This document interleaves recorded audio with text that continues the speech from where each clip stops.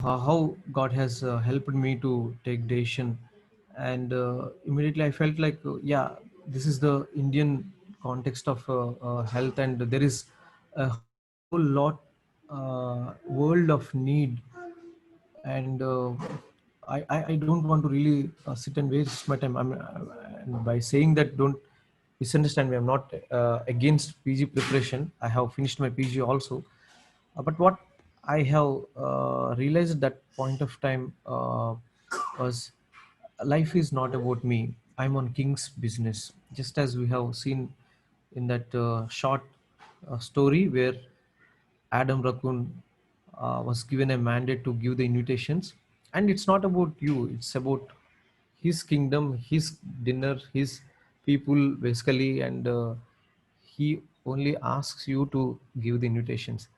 And if I shy out, or if I um, mind my own business rather than um, ignoring, rather than following the king's mandate, I would be a great loser.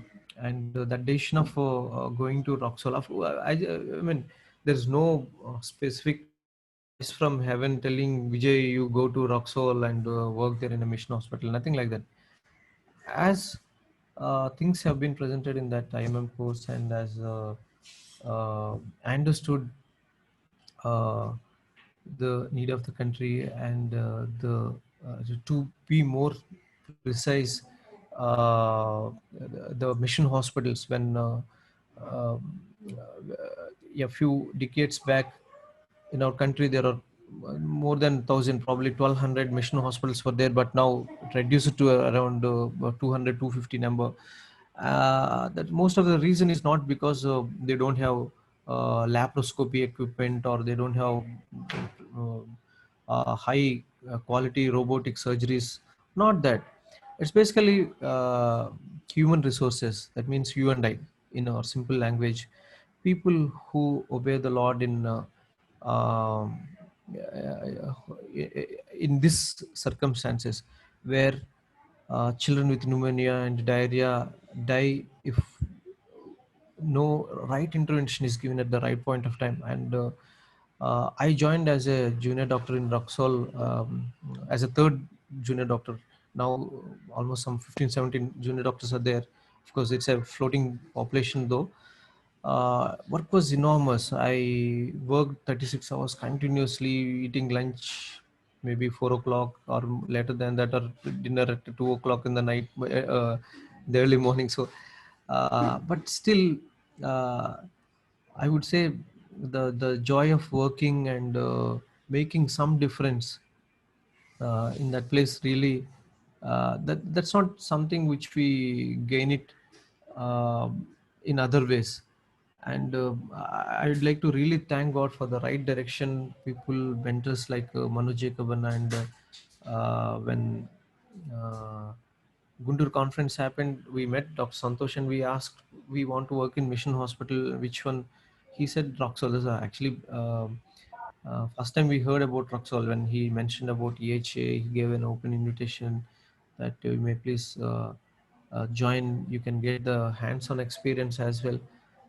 Though this desire was also there, you know, after MBBS, hardly we do anything, but people who worked in mission hospitals, they are experts in uh, many surgical procedures, and things like cesarean sections. They used to do left and right. I, yeah, they lost count also how many cesarean sections they do. So those are some of the things really encouraged me, inspired me to explore this possibility of visiting mission hospitals and seeing the life over there. And when I went there, I really enjoyed a lovely atmosphere there. And of course, when I say this, I do not mean mission hospitals are heavens and people there are angels. Yes, they do have issues. They do go through struggles, interpersonal relationships, and all the adverse hardships are all there. But that doesn't put down any kingdom qualities, I would say, and the people, senior people. And it's not about doctors. Sorry to say that it's about commitment in the Lord. And medical missions is one of many ways in which we can glorify the Lord. And you and I have been given that privilege and that provision through which we can approach people. And to cut the long story short, I would like to say I wanted to become an orthopedician as I was Oh, good. uh, in my MBBS time, and when I attended IMM in Nashik. And also I developed some interest towards orthopedics because there is no orthopedician over there. But when I went to Raxol, I have understood, considering my gifting or spending, wanting to spend time with the people. Chronic disability is something which I felt I need to spend more time with the patients, listening to them, so that it will give an opportunity for me to talk about Jesus. God has also given me opportunity to be with the IEM missionary there. I took my annual leave and went to spend 1 month in the remote part of that Bihar, where even that time there was no power supply, even no street lights also. Even first 3 days we saw three snakes, and people from in the background, they used to come and throw stones into the that place. And while service was going on, some village people right into the service, they entered, barged in, and screamed and stopped service and whatnot. All those things, uh, they are they are so fresh in my mind. And still, how those missionaries who have received that calling, they have been faithful. They're all very uh, good, qualified graduates. Still, they want to be in the mission field, um, and they want to serve the Lord. Just give me one sec.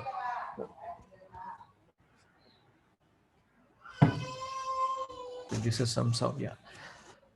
Um, so after that, I applied for CMC, realizing PMR is something, physical medicine and rehabilitation. It caters to the needs of people with disability. CMC being the pioneering and largest institute in caring for people with disabilities. I came here, saw what's happening in the department, and I applied for special paper. And uh, praise God, I got into PG and did my PG while I was working here every day. It was not an exaggeration, but every day God helped me to think in which capabilities I can translate this rehabilitation work from tertiary level um, to the rural and low resource setting. How we can make things different there. Even people with this, spinal cord injury with bad pressure ulcers, they used to die of because of the pressure ulcer infections or urinary tract infections. Simple things, but as it's always put into words, simple things with uh, love. When we do that for the Lord, Lord really makes it multiplied. That little boy who uh, willingly came forward to give his lunchbox, 5 loaves and 2 fish, to the master's hand, and nothing which is kept in the master's hands will go unmultiplied. And I want to impress this upon your hearts. That's what exactly happened. And after finishing my MD from Vellore in physical medicine and rehabilitation, I went back to Roxol, started the department there. And I'm so amazed how God has worked through me and in me, and around the people, and people coming to know the saving knowledge of Jesus Christ uh, through this ministry. And it's basically tent making. And as I have mentioned, we need to humble ourselves. We need to stop thinking that we are the great people on earth, having this medical degree. You will realize that this is one of many ways in which we can glorify the Lord, and God has given this prestigious and very privileged opportunity to write into the lives of patients. We can go, and with your good caring attitude, you will be able to speak with the patients about the Lord, and you will help them to understand the invitation of the King, as we have seen in that um video. Maybe yeah, my wife has been taking care of the children. I have requested her also to contribute a little bit. Maybe I would like to invite her. She just finished, and now uh, taking care of the yeah, children. So uh, yeah, from her perspective also, we should like to share few thoughts when we're in Roxol, and even from yeah, can share as the views.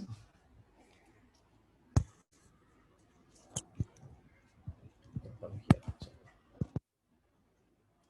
So, Before I start, I just want to know who are all here. I mean, uh, at first year, second year, third year, like that. Can anybody give me a heads up on that?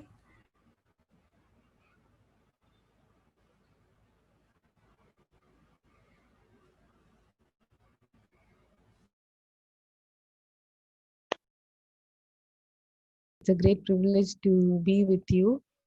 Um, I was born and brought up in a Christian family, so uh, it was like I knew everything from the time I was born. But when I gave my life to the Lord, it was probably between my 10th and 12th standard, I would say.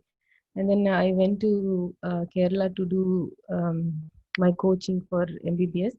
So there I even grew more stronger. Though I was preparing for UG entrance, side by side, that was that 1 year period of my life was the best period. Like I learned the Bible, and I had a very good church fellowship and everything. And that's when I would say I was far away from my parents. That could be one of the reasons that I came very close to the Lord. And to fast forward, I studied MBBS in Father Muller's in Mangalore. There it was like a dry period of 5 years, 4 years, 4.5 years. But then towards the end, I came in contact with another spiritual church. Basically, that's a Catholic college, so I didn't have much fellowship. We used to gather few girls in our hostel. That's it. And after that, one of the reasons I wanted to come to CMC to do internship was that from the time I joined MBBS, I wanted to I wanted to go to a mission hospital. So that was the thing, it was in my mind because my parents were already Christians. From the time, maybe from around 8th, 9th, that time onwards, my parents always told me that you have to work for the Lord, whatever it is, not just the doctor, whatever field you take, you have to work for the Lord. So when I joined MBBS, all that was in my mind is I'm going to finish this and I'm going to go to a mission hospital. But I had no idea how I'll go, how the Lord is going to lead me, nothing. But in my mind, I'm going to a mission hospital. So with that mind, I came to CMC to do my internship. I did my internship here, and through God's grace and through our mentors, I was married to Vijay.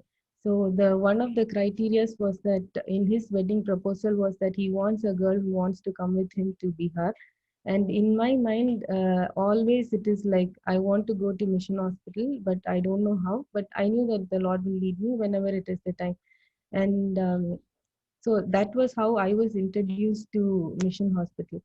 So when we went to Mission Hospital, it was not very difficult, like how the pioneers who have gone to a field, started a hospital, and gathered people, started church. It was not like that. Duncan was already a well-established hospital. There was church, fellowship, everything there. But as you all know, everything everywhere and downs. There is no place which is like heaven on this earth. But the only thing is, wherever we go, the Lord is with us. Even in my MBBS books, I had written retrospectively when I had gone back and seen in my old ENT, Oftal books and all, I had written, Lord, send me where you want me to go, but you go with me. So that was like that was like a place God has sent, and He's there with us. The first week when we went there, there was flood, and we didn't know how Bihar floods will be. We just stayed there, and we did not know that water will enter the house from inside the house, not just from outside, from inside the house. It was around 2 o'clock, and almost 2 feet of water was already inside our house.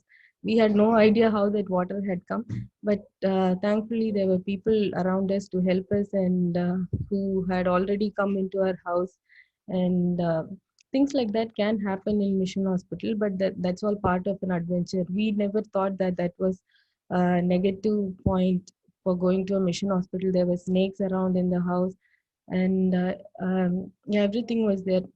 But then the beautiful thing was Lord is there, and the fellowship that we enjoyed in the mission hospital, that was like the 3 years that we spent in Duncan was the beautiful 3 years in our lives.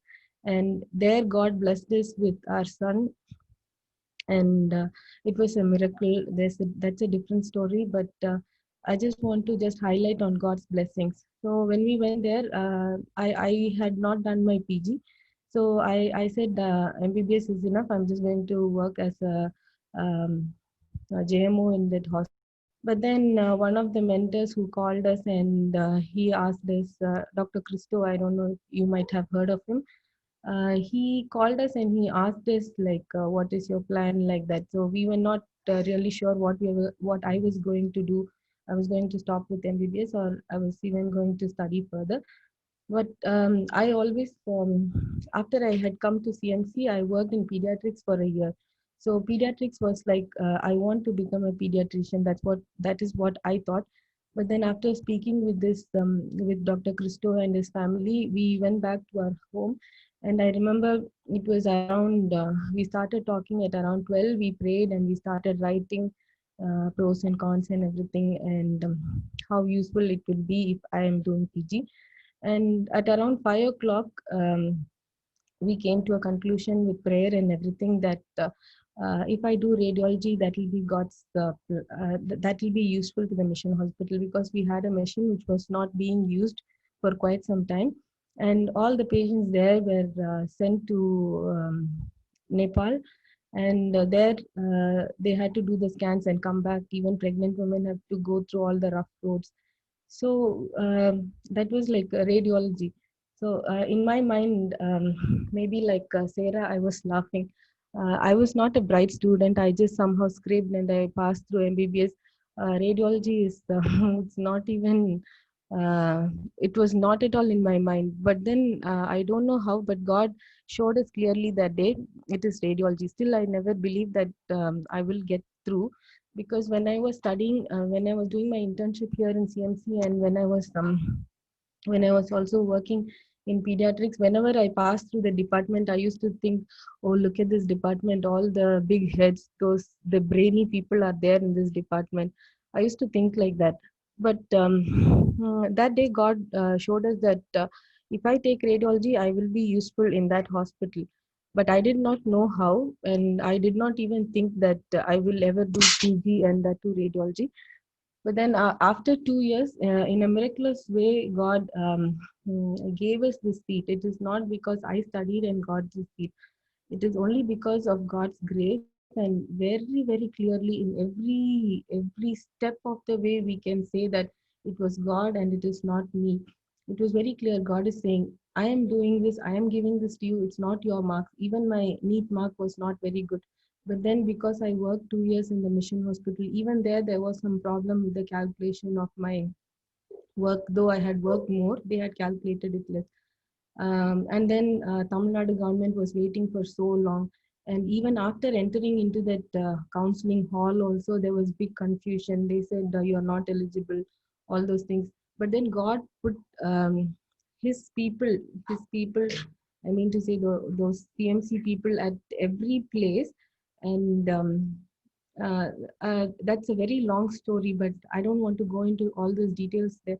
But all I wanted to tell is that the person who did not wanted to study PG at all, but if it was in God's will that I should do, and if that is going to be helpful in mission hospital, God gave that to me.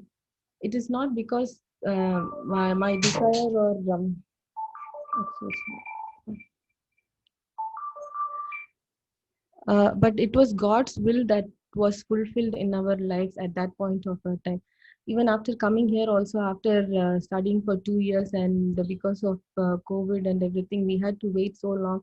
But then at the right time, God helped me to finish this course, and I'm still waiting for my result. But I just want to praise God because the way God has led us in every walk, every point in our life, and we did not even know God is going to give us one more child during this 2 years of PG in CMC. It is impossible. I cannot even imagine having one more baby, but God gave us another baby, and through it all, God was with us. He helped us to take care of the baby, and with two children and PG and everything. At 2 years, when I look back, I can say that God's hand was there throughout everything. I just want to encourage all of you, be it MBBS or those who are waiting for your marriage, or those who are waiting for your PG, or those who are going through your PG, or those who are at the end of your PG. Do everything so that God will be pleased, because whatever we do, it is for the glory of God. Just excuse me. So if we place God first, He is going to do it. It is not for our glory. It is not for it is not that my name should be lifted up, but it's only the Lord's name, because He is worthy of everything. The Lord who has given us this life, the Lord who has saved us. There are many people in this world, but He chose us over everybody else, so that we can know the God, the highest, the I don't know how to fathom this. He has kept the sun and the moon and the earth, and the earth is spinning on its axis at the right time, so that the sun can fall on the earth and it can give us light. And it is spinning so beautifully, so that in the night the moon can fall on the earth and give that light.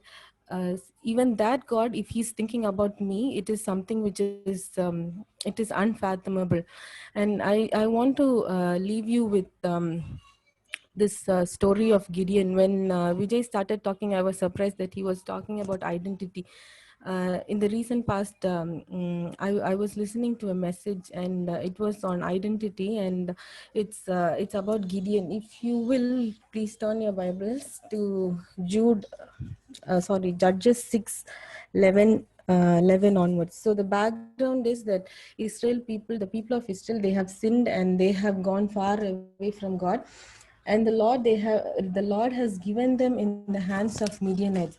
So at that point in time in history, Gideon is the judge, and he is taking care of Israel. So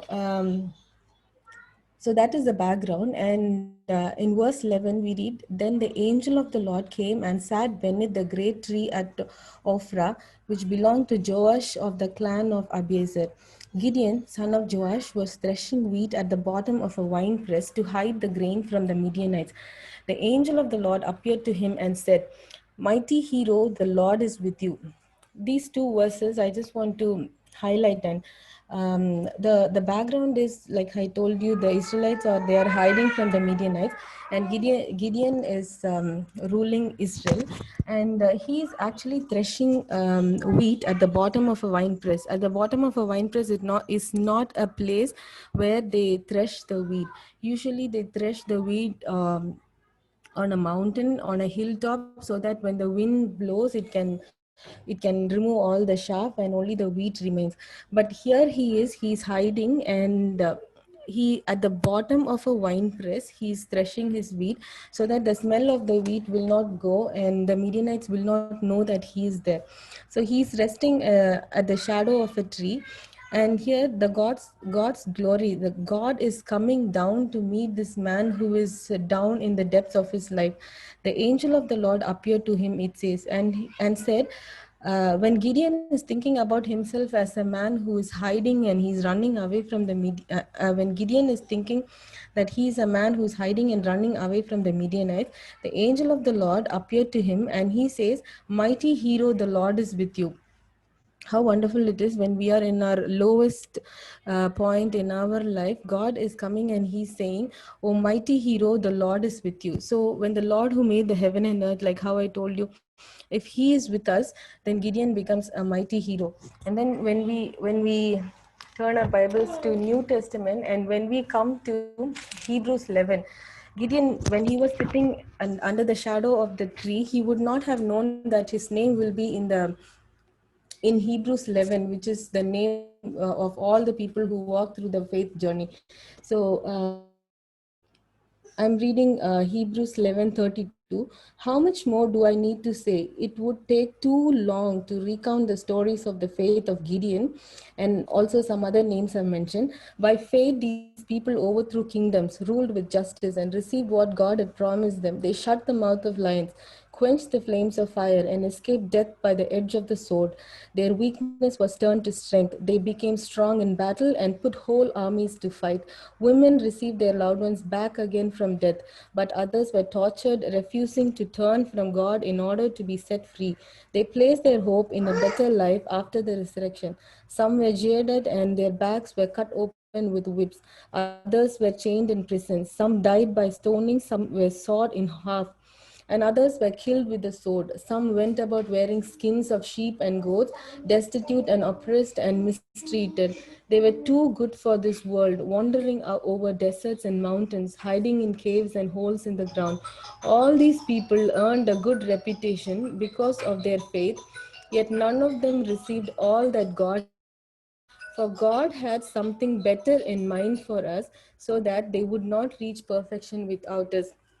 So later on, if we read in the story, Gideon, he just goes with 300 men and he fights against the Midianites. So that is our God. When God comes down, when his presence comes down and meet Gideon, even a person like Gideon who's just sitting with his head buried in his hand, thinking, how can he rule this people of Israel when the Midianites are around? God comes and calls him a hero because he is with him. And when he was sitting in the shadow, he would never have realized his name will be in Hebrews 11. And it says that the place here is not enough to write what all God has done in their lives. And how wonderful it is to know that the God of Gideon, who was the same, he's yesterday, today, and even forever. He is the same for me, for my children, even for my grandchildren. He'll be the same God. And that is a wonderful thing. And I always remember, like Vijay used to say that, even my dad used to say the same thing. He says God does not call the qualified, he calls and then he qualifies them. So that is something that it is really encouraging, because we might be thinking that we are not worthy. We how can I do this, how can I talk with them, like how can I talk with my juniors, how can I tell them about God, how can I go to mission hospital? Maybe you're from different faiths and your parents might not be willing to send you to mission hospitals, but wherever you are, you be witness to God, because the God who is with you is not the same God who is of this world. He's much greater. He's the God who made the heaven and the earth. The Bible, when it starts, it says, in the beginning God. So there's no doubt God was already there. He was, he is, and he is to come. So I would like to encourage you be reminded not of my story, of Vijay's story, but of Gideon. Like how when Gideon was there in his lowest point, God met him and he called him, he's a mighty warrior. Because, not because, only because of Gideon, but because God was with him, he becomes a mighty warrior. So even you all, I'm seeing some names: Emmanuel, Joshna, Prashant, Felvia, Bharati, Surya, Anand, Rajeshwara Rao. You're not just any Gideon, but when God is with you, you become a mighty warrior. May God be with you and bless you. God bless.